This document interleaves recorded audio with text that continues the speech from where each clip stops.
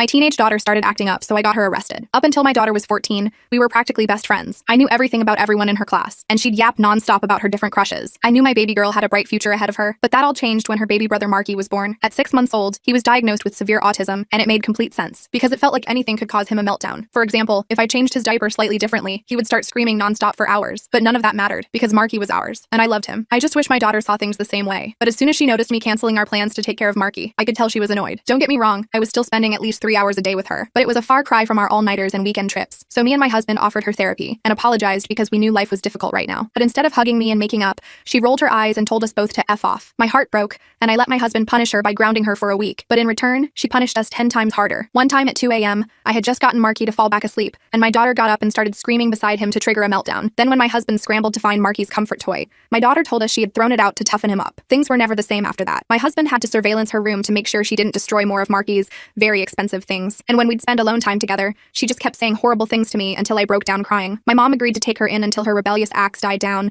and after a few weeks, it really felt like my daughter was back to normal. For the first time in months, I let myself believe things were getting better. But that hope shattered the night I woke up at 4 a.m. to check on Marky, because his bed was empty. My stomach twisted, and me and my husband began frantically searching the house, and that's when I looked outside my window. In our front garden, I saw Marky, shivering on the ground with something in his mouth. We rushed outside, and his skin felt ice cold, and his mouth was stuffed with a rag so we couldn't hear him crying. We ran inside to heat him up while my husband called an ambulance. He had severe hypothermia, so he was wheeled into the hospital room and CPS was called. I was hyperventilating the entire time and my whole body was shaking. Deep down, I already knew who did it. I just couldn't bring myself to accept it. But then my phone buzzed with a text from my daughter. "I told you he was a burden. Now do you believe me?" I just sobbed into my husband's arms, and when CPS came to question us, I told them everything, including about my daughter. Long story short, I let them arrest her, and she was charged with attempted murder. She's now facing 6 years in a juvenile detention center.